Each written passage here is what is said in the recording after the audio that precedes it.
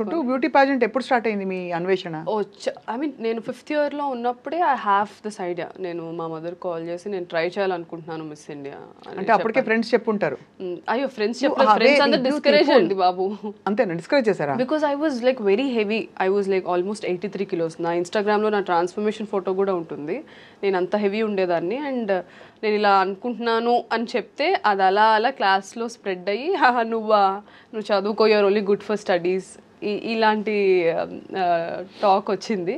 అది లైక్ మీరే ఏదో ఒక రోజు విన్నాక మెసేజ్ చేస్తారు లేదా నా ఇన్నర్ వాయిస్. నేను బయట చెప్పాను కదా, ఐఎమ్ క్లోజ్డ్ పర్సన్, సో బయటకేం చెప్పేదాన్ని కాదు. ఐఎమ్ లైక్ ఓకే స్పీక్, లోకులు కాకులు మాట్లాడుతూ ఉండండి అని అనుకునేదాన్ని.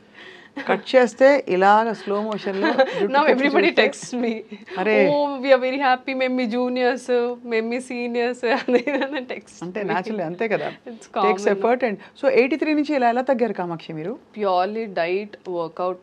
మాకు కూడా చిట్కాలు చెప్తారని ఆశిస్తూ మన సినిమా ప్రయాణం గురించి మాట్లాడే లోపు, ఎందుకంటే ఐ జస్ట్ వండర్, ఇప్పుడు అందరు ఎవ్రీబడి ఈజ్ సో వరీడ్, ఎంత తింటున్నావు, ఎంత బరువు ఉన్నావు, ఎంత తగ్గాము. దట్స్ యాక్చువల్లీ బ్యాడ్ అండి, ఫ్రాంక్లీ స్పీకింగ్. హాయిగా భోజనం చేసి ఎన్ని రోజులు ఏం చెప్పండి అందరూ. నేనైతే అన్ని తింటాను ఇప్పుడు. నా ఐ నో నా బాడీకి ఏం తినాలి, ఎంత క్వాంటిటీ. నేను ఎవ్రీడే హ్యాపీగా తింటాను, బట్ ఐ వర్క్అవుట్ అలానే. సో అది ఫుడ్ ఈస్ ద మెయిన్ అది థింగ్ అండ్. సో అయితే 83 నుంచి మీరు ఇప్పుడైతే 55 ఉన్నారా? 60? మిస్ ఇండియా టైంలో 55 అయ్యాను. అప్పుడు నాకే నచ్చలేదు. అప్పుడు నాకు ఆ ప్రెషర్ ఉండేది కాన్స్టెంట్లీ, ఇంత వెయిట్ ఉండాలి, అలా చేయాలి, ఇలా చేయాలి. That is why I came out of the pageantry and modelling, because అక్కడ నాకు సెరిబ్రల్గా ఎక్కువ స్టిమ్యులేటింగ్ ఏమి ఉండేది కాదు.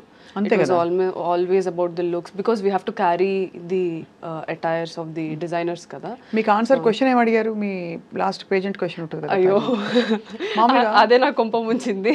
If you were the first woman to land on the moon, what would you do? అంటే చాలా మంది ఆన్సర్స్ చెప్పేవాళ్ళు ఆ క్వశ్చన్ మళ్ళీ రిపీట్ చేస్తారు. If I were the first woman to land. Thank you for the question. If I were అని చెప్పి అది చెప్తారా మీకు? చెప్పాను అట్లా. Yeah, they train us how to, అంటే ఒకసారి మనకి ఆన్సర్ గబుక్కని రానప్పుడు we try to articulate and take time in our head. అదే అనిపించింది చూసే. అంటే ఓకే, వెరీ గుడ్, అదే అనమాట. సో మరి అది యాక్చువల్లీ బట్ నాకు అక్కడి వరకు నేను టాప్ 15 వరకే వెళ్ళాను. మళ్ళీ టాప్ 5లో ఉంటే all this kind of questions వచ్చేవి. సో మాకు పర్సనల్ ఇంటర్వ్యూ అవుతుంది టాప్ 30 నుంచి 15కి వెళ్ళడానికి. సో అక్కడ ఒక క్వశ్చన్ అడిగారు, దానికి నేను ఇచ్చిన ఆన్సర్కే నువ్వు వెళ్ళిపోమ్మా అని అన్నారు. ఏం క్వశ్చన్ అడిగారు, ఏం ఆన్సర్ ఇచ్చారు బ్రేక్ తర్వాత చెప్పండి. సో దే ఆస్క్డ్ మీ, ఒకవేళ మీరు ఇంత కష్టపడి ఇక్కడి వరకు వచ్చారు, జాన్లో మాకు ఆడిషన్స్ అయ్యాయి, ఆల్మోస్ట్ 120 కంటెస్టెంట్స్ నుంచి నేను ఇక్కడి నుంచి వెళ్ళాను. I represented the state, win అయ్యి. సో ముంబైకి వెళ్ళి ఒక 2 months వాళ్ళతోనే ఉండాలి, బికాస్ స్పాన్సర్స్ ఎవరైతే ఉంటారో వాళ్ళ బ్రాండ్ ప్రమోషన్స్ చేస్తూ, అండ్ మధ్య మధ్యలో మాకు సబ్ కాంటెస్ట్స్ అవుతాయి, సో అవన్నీ పార్టిసిపేట్ చేస్తూ. So part of that questionnaire round, interview round వచ్చినప్పుడు దే ఆస్క్డ్, ఇంత కష్టపడి ఇక్కడి వరకు వచ్చారు కదా, మీరు విన్ అవ్వకపోతే, సో మీరు విన్ అవ్వకపోతే ఏంటి, and how are you going to take this forward అనేసి క్వశ్చన్ అడిగారు.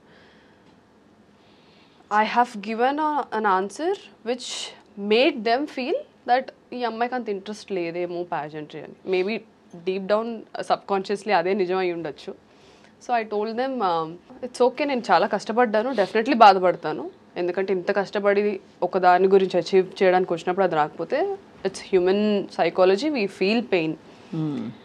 బట్ ఇక్కడతో నా లైఫ్ ఆగిపోదు. I take this as a stepping stone and I go forward. నాకు this is just part of my life, I have so many other things to accomplish అని చెప్పాను. All my other contestants my they were like, no, మేము అసలు I cannot imagine my life without this. So I felt అది desperation కదా, అది empowering ఎలా అవుతుంది అని నా క్వశ్చన్. కరెక్టే, అంతే. అసలు beauty pageantry is not relevant now అండి, ఒకప్పుడు అవును. And gave voice to women. కానీ మీరు రైట్ గా అన్నట్టు సెరిబ్రల్ గా అక్కడ చాలా తక్కువ ఉంటుంది. అది ఉన్నా కూడా ఎవరు చూడరు. మనకి తెలివితేటలు ఉన్నాయి, టాలెంట్లు ఉన్నాయి, ఊరికే రౌండ్ పెడతారు కానీ కొలతలు, కొలతలు, వెయిట్, హైట్, అంతే కదా. And that also made me question, అరే మనం ఎంపవరింగ్ బ్యూటీ అంటే ఇంటర్నల్ ఎక్స్టర్నల్ కాదని చెప్తూ ఉంటున్నాము, but still we have to you know get our teeth align, మంచి స్మైల్ డిజైనింగ్ చేయించాలి, then we have to take fillers, we have to take botox, you have to look picture perfect, like a dream. But how is that empowering? It's absolutely not. కాదు. So అక్కడ mind switch అయిపోయింది. అంటే true, అంటే if you take it by your choice for your own profession and you do it, that's okay. కానీ to fit in to something and again be rejected there based on somebody else is again it's a choice. అంటే నేను చెప్పాను కదా empowerment గురించి, ఇదంతా ఆ seed నుంచే ఇదంతా స్టార్ట్ అయింది అని. కాబట్టి ఇక్కడ ఎంపవర్మెంట్ లేదు కాబట్టి అలైన్ అవ్వలేదు నా మైండ్ లో. నేను ఏమనుకొని వచ్చానో ఇక్కడ ఏం జరుగుతుందో it didn't align. So I felt. కానీ అమ్మ వాళ్ళు ఏమి స్విమ్ సూట్ వేసుకుంటావుటే అదేంటి నేను ఇలాగే పెంచాము ఇవన్నీ అన్నారా? అన్నారు. లైట్ అక్కడ empowering, you own what you want, you what is required. We had a swim suit round, we did it. నా ఇన్స్టాగ్రామ్లో నేను చాలా మోడలింగ్ ఫొటోస్లో ఉంటాయి, bikini photos, swim suit photos, because when I was doing modelling for those brands. నేను అది అంటే I have very compartmentalised brain అండి. ఇది నా ప్రొఫెషన్, ఇది నా personal life, this is my family, these are my colleagues, this is my, అలా చాలా క్లియర్గా ఉంటుంది నాకు. నేను ఏది మిక్స్ చేయరు కాబట్టి అంటే అక్కడ ప్రొఫెషనల్ కాంటెక్స్లో ఇట్స్ ఫైన్. ఒకవేళ ఏమైనా అన్నా సరే అర్థం చేసుకుంటారులే విత్ టైమ్ అని నేను వదిలేసేదాన్ని. And that's what happened. So అలాగా actually it's an unfolding of a bold Kamakshi in a very from a timid environment. అంతే కదా? So I was always radical స్కూల్లో కూడా. ఏదైనా ఉంటే టక్మన్ లేచి ఇది ఎందుకు ఇలా కాదు, ఎందుకు ఇలా, I always use to talk like that.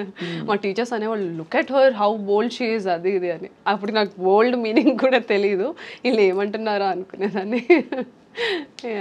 So అలా లిటరల్లీ పొలిమేర దాటి మళ్ళీ పొలిమేరలోకి వచ్చారు అంతేనా? సో ఇప్పుడు అంటే పొలిమేర సీక్వెల్ ఇస్ కమింగ్ అప్ కదా?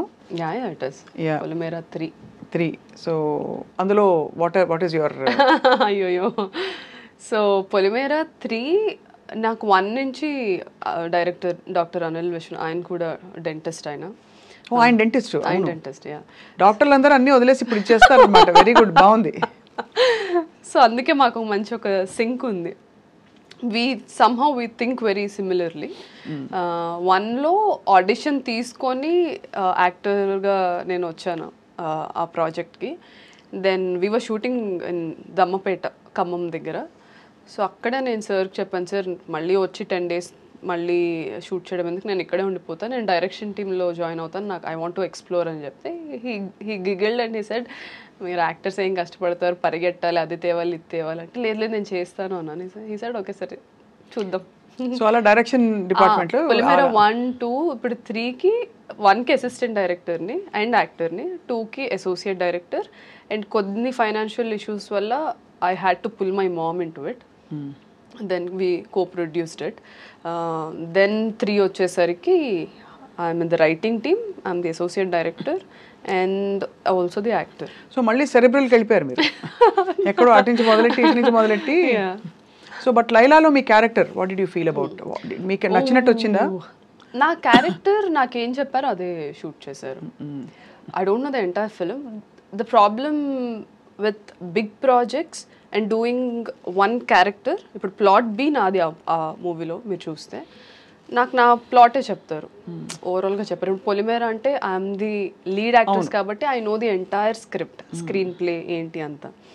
సో ఈ మూవీస్లో ట్రాక్ కాబట్టి ట్రాకే చెప్తారు, ద రెస్ట్తో మాకు సంబంధం ఉండదు. సో నా ట్రాక్ అయితే ఏదైతే చెప్పారో అదే అయ్యింది. But one I watch the film then I was like, oh okay ఇదా స్టోరీ, ఓకే ఇదంతా యాక్సెప్టింగ్గా ఉండదు అని నాకు అనిపించింది. Everybody we all fell the same thing. So అయితే బట్ ఒక క్వాలిఫైడ్ డాక్టర్, ఒక ఇండిపెండెంట్ గర్ల్కి ఎలా ఉంటుంది ఇండస్ట్రీ, ఎలా కనిపిస్తుంది మీకు? ఇక్కడ ఆపర్చునిటీస్, ఇక్కడ ప్రయారిటీస్, ఇక్కడ ఉండే kind of you know I won't say bias but hero bias, ఒక మేల్ సెంట్రిక్ ఇండస్ట్రీలో ఎలా అనిపిస్తుంది? బికాజ్ మీకు రావాల్సినంత గ్లామర్ పాత్రలు రాలేదు, డీగ్లామరైజ్ రోల్స్, కొంచెం రెగ్యులర్ రోల్స్ వచ్చాయి అని చాలా మంది. యాక్చువల్లీ నేను చూస్ చేసుకున్నట్టున్నాను, because I always felt women should not be confined to looking beautiful. That was my agenda always. ఎందుకంటే బ్యూటిఫుల్గా ఉండడం అనేది very subjective element. Fitting in to the beauty standards is a professional thing. రెండింటికి చాలా తేడా ఉంది, ఆ తేడా చాలా మంది డిస్కస్ చేయరు. Fitting in to beauty standards, ఇప్పుడు బ్యూటీ స్టాండర్డ్స్ ఏంటంటే having high cheeks, having good jaw line, having slim, these are beauty standards. That is not beautiful. Everybody are beautiful in their own way. So నాకు ఎప్పుడు ఒకటి ఉండేది, నేను theatre background నుంచి వచ్చానండి. While I was working at Apollo, నేను evenings వెళ్ళి theatre చేసుకొని ఇంటికి వెళ్ళి మళ్ళీ అపోలోకి వచ్చి మళ్ళీ థియేటర్కి వెళ్ళి మళ్ళీ this used to be my cycle for almost. Yeah. So నాకు క్రాఫ్ట్ పట్ల అవగాహన అప్పుడే వచ్చింది. సో ఐ థాట్ అరే నేను గ్లామరస్ రోల్స్ చేసి నేను ఏం సాధిస్తాను, that was always my question. అది ఈ క్వశ్చన్ మీరు ఊర్వశి రౌతేలా గారిని అడగాలి, ఎందుకంటే ఆవిడ బ్యూటీ ప్యాజెంట్ నుంచి వచ్చారు అది కాబట్టి. Please continue, sorry about that flip and joke but. So I always subconsciously and also somewhere a bit consciously I chose something which was very interesting, which was చెప్పినట్టు డిఫరెంట్గా ఉండాలి, డిఫరెంట్ రోల్స్ చేయాలి. ఇప్పుడు చాలామంది నన్ను అడిగారు లైలాలో అసలు మీరు ఎందుకు ఆ రోల్ చేశారు, పొలిమేర చేసినప్పుడు కూడా యాక్చువల్లీ నన్ను అదే అడిగారు. పొలిమేర 1లో దేర్ వాజ్ ఇంటిమేట్ సీన్స్, అసలు ఎందుకు చేశారు మీరు డాక్టర్ అయ్యి ఉండి అని అడిగారు. అది వేరే ప్రొఫెషన్, ఇది వేరే ప్రొఫెషన్, అండ్ ఇందులో నా క్రాఫ్ట్ ఏంటో నాకు తెలుసు కాబట్టి నేను చేశాను. Then when Polimera 2 came, last 20 minutes Lakshmi character థియేటర్లో అందరిని కూర్చోబెట్టింది and it spoke about education అనేది ఎంత ఇంపార్టెంట్ అనేది. సో మోరల్గా ఆడియన్స్కి నచ్చింది నా క్యారెక్టర్, చెప్పింది కన్విన్సింగ్గా అనిపించింది. So now they want me to do only progressive roles. So లైలాకి వచ్చేసరికి క్యారెక్టర్ ఇస్ వెరీ నైవ్. నేను చెప్పినట్టు నేను 2011-10లో ఎలా ఉండేదన్నో ఆ క్యారెక్టర్ అలా ఉంటుంది. సో అది చేసేసరికి ఆడియన్స్ ఏంటి పొలిమేరలో అంత మంచి క్యారెక్టర్ చేసి ఇందులో ఇలా, I as an actor want to explore. ఇప్పుడు నా ఐడియాలజీకి భిన్నంగా ఉన్న క్యారెక్టర్స్ నేను చేయగలగడమే కదా యాజ్ అన్ యాక్టర్గా నేను చూడాలి.